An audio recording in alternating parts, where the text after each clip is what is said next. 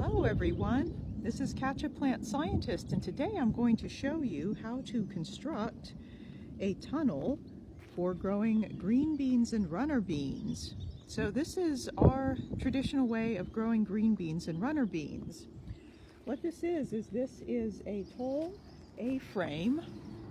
It's a tall A-frame, as you can see, and these bamboo poles are the perfect place for runner beans and French beans to climb up.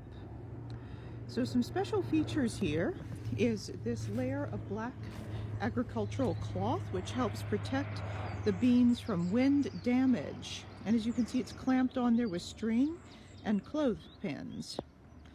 Up here, we have zip ties that are used to firmly secure the joints on the A-frame.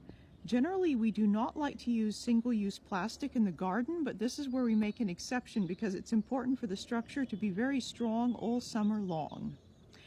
As the beans mature, you can remove the black cloth and let them grow up as they grow stronger. You can also do some fun stuff like planting sunflowers and herbs at the end of the bean tunnels. As these mature during the summer, you'll feel like you're standing in a tropical rainforest. It'll be so lush. I hope this gives you some inspiration for your own garden.